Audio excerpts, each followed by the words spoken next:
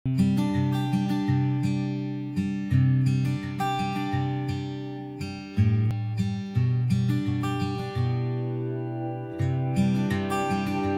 Friends, welcome to Gomathi's kitchen. நம்ம இன்னைக்கு பார்க்க போகிறது பார்த்தீங்க அப்படின்னா கொங்கு நாட்டு ஸ்பெஷல் புளி வடை எப்படி செய்யலாம் அப்படிங்கிறதான் பார்க்க போகிறோம்.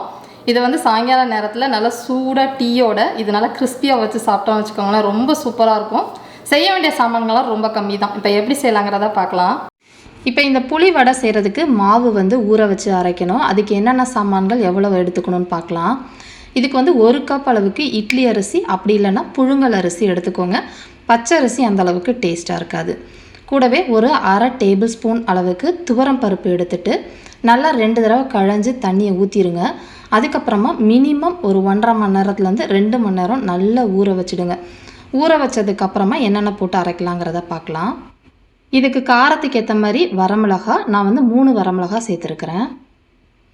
ஒரு அரை டீஸ்பூன் அளவுக்கு சீரகம் சேர்த்துக்கோங்க. அரை கப் அளவுக்கு துருவின தேங்காய் சேர்த்துக்கலாம். அடுத்து வந்து ஒரு பெரிய நெல்லிக்காய் அளவுக்கு புளி சேர்த்துக்கணும்.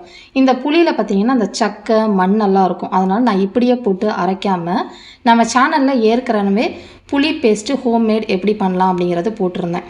அதுலேருந்து இப்போ வந்து நான் இதில் சேர்த்துக்க போகிறேன். இல்லைன்னா நீங்கள் அப்படியே கூட புளியை சேர்த்துக்கலாம். இப்போ இந்த புளி பேஸ்ட்லேருந்து 2 டேபிள் ஸ்பூன் எடுத்து ஊற்றிக்கலாம், சரியாக இருக்கும். கூடவே இந்த வடை மாவுக்கு தேவையான அளவு அரை டீஸ்பூன் அளவுக்கு டேபிள் சால்ட்டு சேர்த்துட்டு இதை வந்து கிரைண்டரில் இல்லை மிக்சியில் நீங்கள் அரைச்சிக்கலாம். அரைக்கிறப்ப கொஞ்சம் போல் கருவேப்பிலையும் சேர்த்து அரைச்சிக்கோங்க.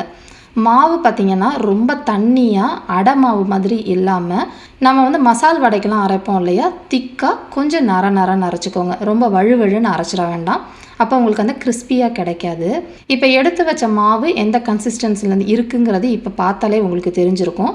இதுக்கு நீங்கள் வந்து வாழை இலை, அப்படி இல்லைன்னா பால் பாக்கெட் எடுத்துக்கலாம், இல்லை அலுமினியம் ஃபைல் கூட எடுத்துக்கலாம். எடுத்துகிட்டு நல்லா ஒரு பெரிய உருண்டையாக எடுத்து வடை தட்டுறதுன்னு பார்த்தீங்க அப்படின்னா தட்டைக்கு தட்டுற மாதிரி இல்லாமல் ரொம்ப மொத்தமாகவும் இல்லாமல் மீடியமாக தட்டிக்கோங்க. இப்போ தட்டினதை நல்ல காஞ்ச எண்ணெய் சுட்டதுக்கப்புறமா மிதமான தீயில மாற்றிடுங்க. அப்புறமா நல்லா பொன்னிறமாக வர அளவுக்கு வறுத்துக்க போகிறோம். இது நல்ல இந்த மாதிரி பூரி மாதிரி உப்பி வர்றது தான் இந்த வடையோட ஸ்பெஷாலிட்டியே. இப்போ இந்த அளவுக்கு சலசலப்பு அடங்கினதுக்கப்புறமா எடுத்துட வேண்டியது தான். இது நல்ல ஒரு evening time super snack, tea காஃபியோட சூடாக சாப்பிட்டு பாருங்கள். இதே மாதிரி அளவுகளோட இந்த கொங்கு நாட்டு ஸ்டைல் புளி வடையை செஞ்சு பார்த்துட்டு எப்படி இருக்குங்கிறத கமெண்ட் பண்ணுங்கள். வீடியோ பிடிச்சிருந்தாலும் கமெண்ட் பண்ணுங்கள், லைக் பண்ணுங்கள். மறக்காமல் நம்ம கோமதிஸ் கிச்சன் சேனலை சப்ஸ்கிரைப் பண்ணி வச்சுக்கோங்க. தேங்க்ஸ் ஃபார் வாட்சிங்.